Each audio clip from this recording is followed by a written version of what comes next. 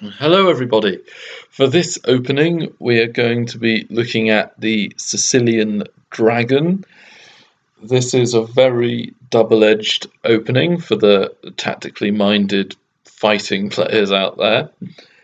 For both white and black, both sides usually don't hold anything back in attempting to checkmate the king, so it's still argued whether white even has an advantage in this opening.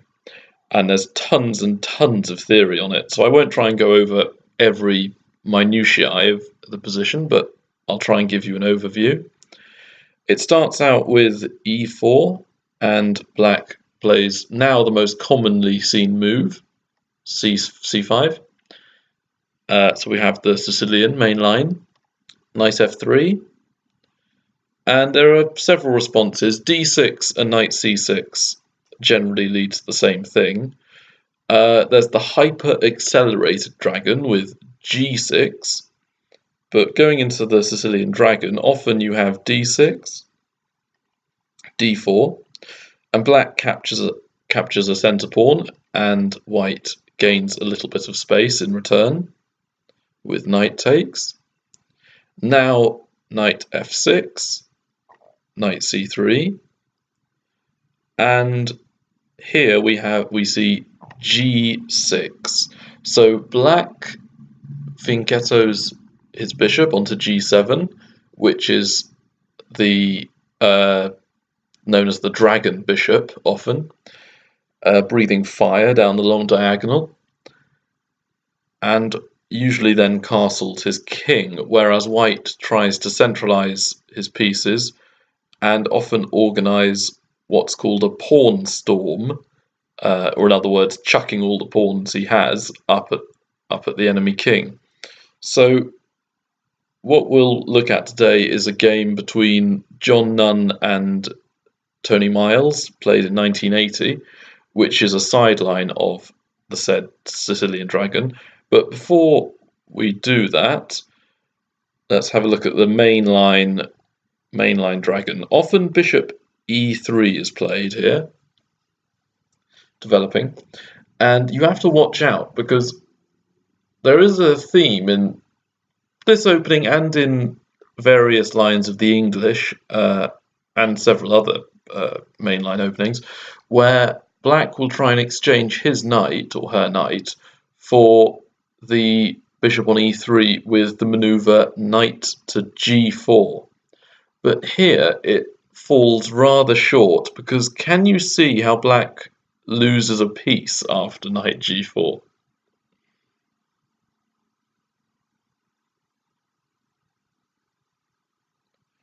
Well, bishop b5 check, and now if knight or bishop to d7, then the knight on g4 is no longer protected, so queen takes g4 would win a piece. If knight c6, then white can take on c6 with the knight. And if black takes on e3, white has knight takes queen check, winning a queen. So b takes, bishop takes check, bishop d7, bishop takes rook, knight takes e3, pawn takes e3, queen takes a8, and queen d4. So, okay, all right, I was exaggerating a little bit when I said losing a piece, but the evaluation for white is 3 points approximately, so that is more or less a piece in terms of computer evaluation. As it currently stands, black is down by he has a bishop for a pawn and a rook, so he is down 3 points in material, as well as white's pieces being better coordinated. So this is a disaster for black. Going back to the main line here, so knight g4 is a sort of trap that white can set and is not good. So general development with just moving a new piece is better. Bishop g4 has been played, attacking the queen, and some here play f3 to kick the bishop. But if you're looking for something a bit simpler to just be able to coordinate your pieces, bishop e2 is perfectly okay. And then if bishop takes, queen takes, so white's gained a tempo in development. Knight c6, castle kingside, queenside I mean. And here white has a very happy position. He's castled, white has a rook on the d file, very good, so a rook and the king is safe. The queen is on e2, connecting the rooks, and all the minor pieces are in the centre. Whereas black hasn't developed the bishop, the king is still in the centre, and the queen and rooks haven't moved yet. So white here has a very good position. And if black just plays the regular bishop g7, what could white do here to get a very good position indeed?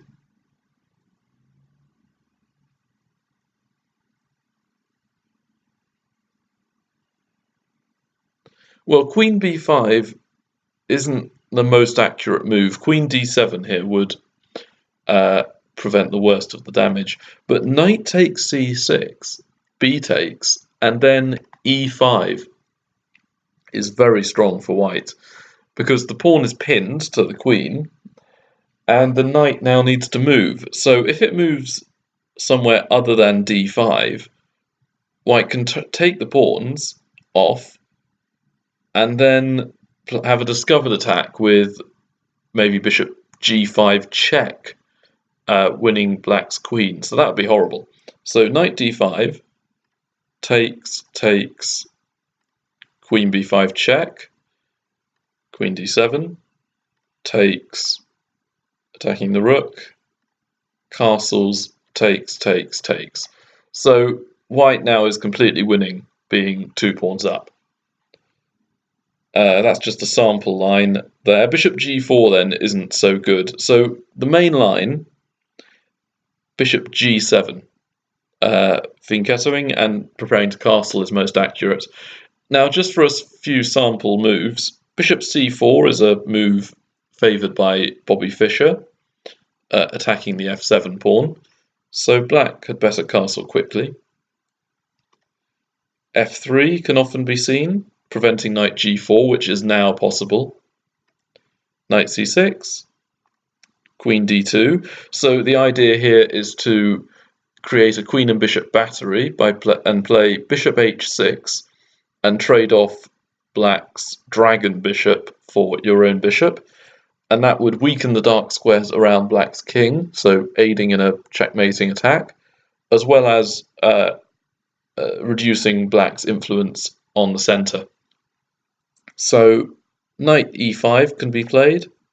The bishop goes to safety with bishop b3 and still targeting that long diagonal, attacking the pawn on f7 and influencing the king side. And black has a thematic space gaining move with a6 followed by b5. So black generally tries to attack on the queen side in the Sicilian, whereas white will try and go for the king side. What's odd is that in many lines of the Sicilian dragon, as well as the Sicilian in general, it's a lot like the English opening, but with the colours reversed. But many of the plans are different because white has the tempo, white has the extra move, and because of that, the lines are so much sharper, because in the English, black doesn't usually have enough time to go for the attack, and that means that white can pressurize a lot on the queen side. But some players like to think of it as an English opening reversed, or they think of the English opening as a Sicilian reversed, and that allows them to better formulate plans. So black is going for the usual queenside advance. White does a pawn storm. He's chucking all his pawns up at the black king. Whereas black goes again for b5, h4, b4. So it's a bit of a race to see which side can attack on the other wing first. Knight d5, e6, takes, queen takes, and white doesn't. Sometimes white doesn't even need to castle. White could just play king e2 here to protect f3. Bishop g5 is threatened, so queen d8. And I know I'm going off on a bit of a sideline here, but it's useful in giving the themes of the opening, as this position does seem to do all that. White continues with the pawn storm. Black continues with their pawn storm, their minority attack on the queen side. Takes, takes, bishop h6. So again, the idea is to trade off the bishop. And black checks with tempo. And here there's, again, always watch out for tactics. This move isn't always seen, but it does show how often there can be lots of little tactical nuances in the position. So knight d3 check, pawn takes, bishop takes d4 check, king g2, get the rook off the off the line, the bishop, bishop e3, and instead of bishop g7 you could maybe get the queen out. So we'll leave it here, but already there's been a lot of back and forth between the mutual attacks on the king side and queen side. Both sides have got good development and piece coordination, and it could be argued that black has equalized here, although a computer analysis does give white a small advantage. So this is the sort of overview of the Sicilian Dragon. I'll just show the first few moves of the sample game, which will go into a video on middle games in the Sicilian. So the game between John Nunn as white versus Tony Miles as black went e4, c5, knight f3, d6, d4, takes, takes, knight f6, knight c3, g6. So again, we have the starting position of the Sicilian Dragon. And here, John Nunn played the unusual move, but it's been played, it's not a mistake or unheard of, g3. So here, he's actually fianchettoing his own bishop as well. And this usually indicates that white is going for a more positional, slow build-up than a sort of very double-edged, attacking, sharp game. But let's see how it continues. Knight c6, knight de2. So this move is played because white doesn't want to exchange. White actively wants to keep pieces on the board, and the reason for that mainly is that white has a slight space advantage here. Black is going to be putting his or her minor pieces, in this case it's him, black's going to be putting his minor pieces, as well as rooks and queen, all on the third rank or lower. So ranks, black's first, second, and third rank, whereas white can do the same with his first four ranks. So the first rank, second, third, fourth rank, black's on the sixth, seventh, and eighth. And because white has a bit more space, he wants to make black cramped by having more pieces on the board and not exchanging. So knight de2 is logical for that reason. Bishop g7, bishop g2, rook b8 first. So this is often seen in the English. It's just a prophylactic move which takes the rook off the line of the g2 bishop, where the tactics could occur later, especially as black wants to make the a6 and b5 space-gaining moves on the queen side. So here, white prevents b5 with a4. a6 is played to reinforce b5. And here John Nunn felt that there isn't really much point playing a move like queen d3 to prevent b5, because knight e5 might be very annoying. And knight d4 would just be moving your knight back and forth again and allowing the exchange. So he castles, b5, takes, knight d5 here. So at first glance it does appear that white is now allowing the exchange, but that would get his pawn on e4 to d5, so that would clamp down on black's pawn structure, as well as gain control of the squares c6 and e6, which could be very useful. Black might not want to push his e-pawn, because white could then take it and leave black with a weak d6 pawn. And also, white's knight could come to d4 and then to c6, controlling lots and lots of squares. And if black ever takes it, white could then take with the d5 pawn and have a protected passed pawn. So I think that's the reason behind knight d5. And if it's not taken, white's knight is going to pressurize a lot of squares in black's half of the board. So Tony Miles castled. Bishop g5 is now played. And here there are two options that I consider. Knight takes d5 I still don't think is very good. So one move that could have been played but wasn't is knight g4. Now that looks like a strange move, but it's allowing the bishop on g7 to have more influence and attack the b2 pawn.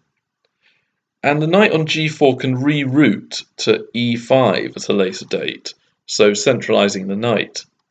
After, say, c3 blunting the bishop, black could play rook e8 to guard the weak e7 pawn. White could kick the knight and then knight e5. Kick the knight again, knight c4. Kick the knight again, knight b6.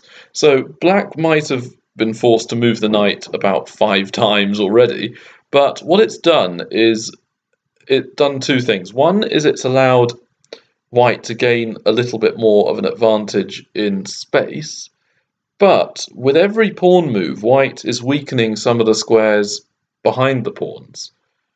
And while b2 and c3 blunted the black bishop, now the pawns come to b3, black is now pressurizing c3 more. And the move h3 and f4 have left a weak diagonal g1 to a7, so the black queen could come to b6 with check, and that would influence a lot of dark squares. So black has by no means made pointless moves here. Knight e3 could be played to avoid the exchange now, so trying to defend the weak squares and consolidate the space advantage. h6, bishop h4, queen c7. So in this possible sample line, black has mainly developed the pieces. The bishop on c8 is probably going to come to b7, but it could also go to e6 later, although I wouldn't fancy doing that because white could push with f5. But I think black here has managed to get a fairly good position. I think that there's a move like b4 that could be played by black soon, pressurizing again on the long diagonal. And his piece coordination isn't bad, so I wouldn't really mind having black in this position. I also wouldn't mind having white, because I do like space advantages, and my pieces do appear to be centralized and fairly coordinated. So this is a fairly good position for both sides. I think fairly level. So this seems okay. This wasn't played, though. Instead, Tony Miles played knight d7, so he might have preferred to bring his knight to e5, c5 or b6 and keep the option open without allowing white to kick his knight all over the place.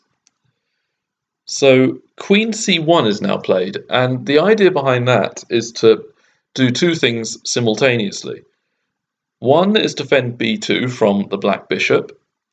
The other is to set up the queen and bishop battery and allow bishop h6 to be played. So again, white is trying to swap off black's fianchettoed bishop, which is a theme seen throughout the Sicilian dragon, and even in lines like the English and almost every line where there's a fianchetto, where the side will try and swap off the fianchettoed bishop, and that will leave weak squares behind. So, knight c5, b4.